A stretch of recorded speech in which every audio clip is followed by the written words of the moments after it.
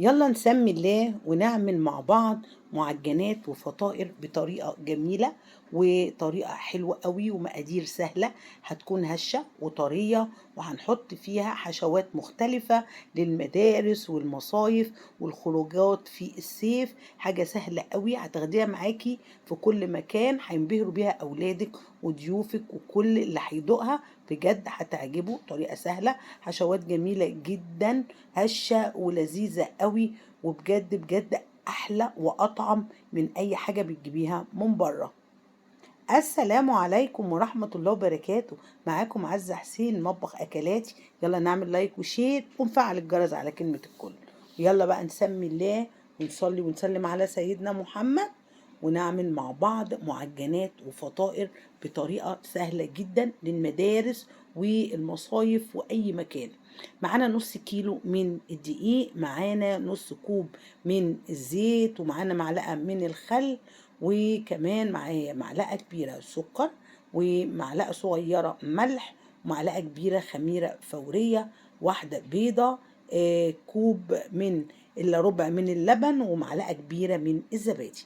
يلا نجيب بولة وننزل بيها، الحليب يكون دافي علشان خاطر الخميرة تتفاعل معانا، وهننزل بالسكر والملح على اللبن الدافي، وده باكو من الخميرة أو معلقة كبيرة من الخميرة الفورية، وهنقلبهم كويس قوي لحد ما كله يمتزج مع بعض.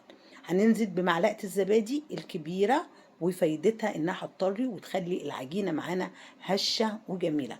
وهننزل بنص كوب من الزيت، اي نوع زيت بس يكون ريحته حلوة علشان ما يبوظليش المعجنات، ومعلقة الخل. وهننزل بالبيضة ورشة صغيرة من الفانيليا، مش هتعمل اي حاجة ولا ريحتها هتبان، بالعكس هتداري زفارة البيض وهتديكي ريحة حلوة قوي للمعجنات بتاعتنا. قلبيها كويس قوي لحد ما كله يمتزج مع بعضه زي ما احنا شايفين كده. وبعد التقليب الجيد وكله كده تحس انه داب، انزلي بالدقيق، ومش ضروري تنزلي بالكمية كلها.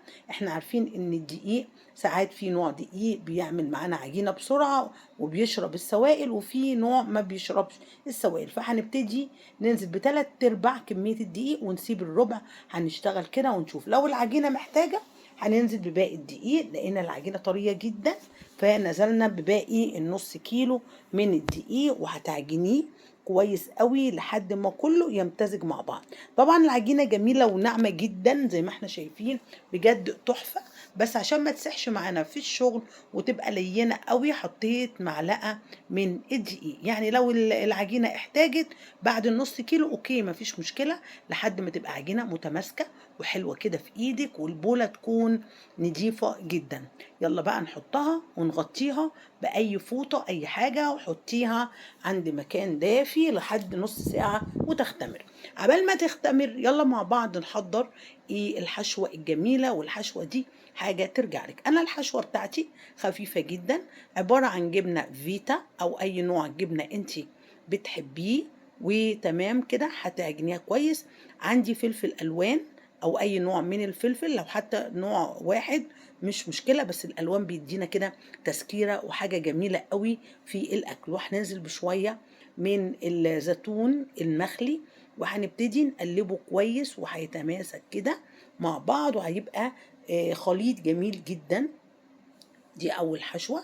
والحشوة التانية زي ما احنا شايفين عبارة عن بسطرمة وفلفل رومي. حابة تزودي لها الجبنة الرومي اوكي، كل الحشوات دي ترجع لك، بس الحشوة اللي انا بعملها حاجة كده خفيفة ولايت وجميلة جدا.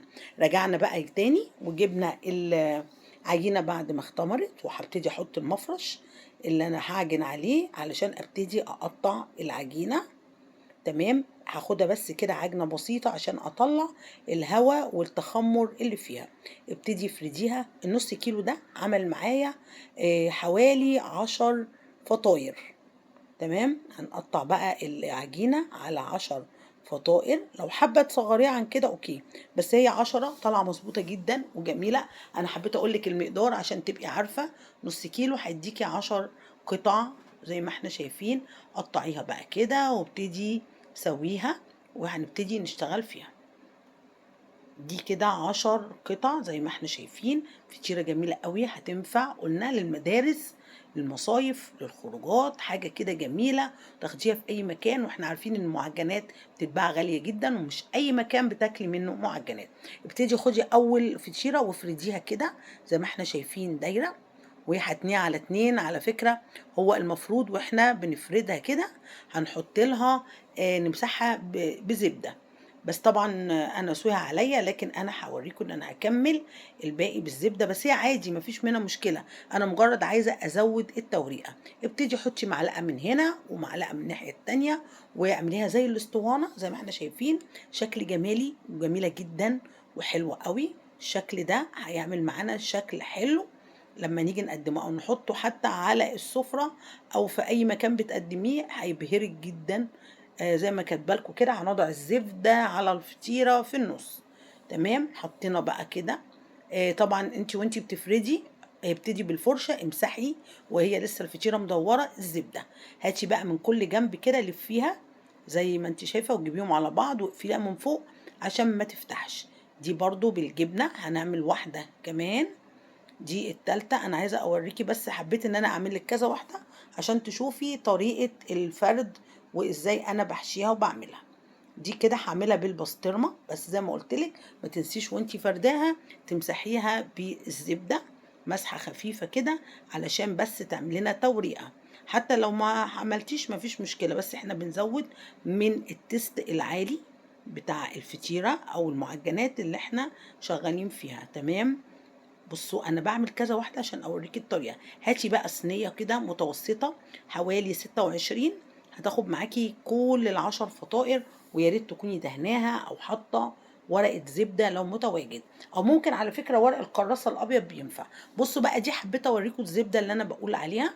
طبعا الزبده كانت متماسكه شويه من التلاجة، فحطيت كده وافرديها. انت ممكن توفري كل ده وسيحي الزبده وبالفرشه ابتدي امسحي الفطيره. هنا برضو هعملها بالجبنة، وهعملها زي ما احنا شايفين لفة اسطوانية خلف خلاف، وابتدي اقفليها كده. بتبقى جميلة قوي وبتبقى كبيرة وتبقى عاملة زي الساندوتش الكبير ومشبعة جدا جدا جدا. انا حبيت اعمل لكم كذا واحدة. المرة دي انا عملتها بالزبدة عشان بس ناخد بالنا ان احنا لازم نفرد الزبدة كده لو انا بس اسوهي عليا في الاول. تمام اهو زي ما احنا شايفين، وحطينا معلقة الجبنة وقفلناها قفلة اسطوانية بالطريقة دي عشان تبقى خفيفة وهشة. طريقة جميلة قوي وشكل جميل كده. انا خلصت كله، فطبعا الاخيرة هعملها دايرة عشان اكمل الوردات بتاعة الفطيرة. فلتها بالطريقة الجميلة دي وحطيتها في النص، وبصوا ما شاء الله الله اكبر، شكلها جميل جدا بجد والله، مبهجة وشكلها لذيذ. غطيها بقى وسيبيها لمدة نص ساعة تختمر تاني، وبعد نص ساعة رجعنا بالفطيرة الجميلة. هنجيب بقى صفار بيضة ومعلقة كبيرة من اللبن ورشة من النسكافيه علشان يشيل معانا أي زفارة للبيض، وفي نفس الوقت بيدي ريحة حلوة وبيدي لون ذهبي جميل جدا للفطيرة. طبعا احنا عارفين ان العين بتاكل الأول. هاتي بقى الفرشة وابتدي امسحي الفطيرة كويس قوي بالصفار البيضة علشان خاطر هتبتدي تدينا وش كده شكله جميل قوي، والتحميرة بتاعته هتبقى حلوة ولمعة جميلة. لو عندك سمسم متواجد نزود القيمة الغذائية ونرش من شوية من السمسم وشوية من حبة البركة. ريحتها تحفة تحفة تحفة، حاجة كده خطيرة جنان والله. زي ما بقول لكم يكون بقى الفرن مولع على درجة حرارة 140 على الرف الأوسط زي ما احنا شايفين. هتاخد معانا 15 دقيقة وهتطلع بالشكل التحفة الجميل اللي هنشوفه كده مع بعض. ريحتها مالية البيت. ريحة المعجنات دي من الحاجات الجميلة جدا اللي أنا بجد بحبها في البيت، وبحس إن فيه خير. كل الحاجات دي على فكرة ما كلفتنيش كتير، كانت متواجدة، وأكيد كل بيت متواجد فيه الحاجات دي. غطيها شوية علشان تطرى بالبخار، وطلعت معانا بالشكل اللي احنا شايفينه، والحشوات من جوه ومورقة وطعمها خيال. وسلام عليكم ورحمة الله وبركاته، بالهنا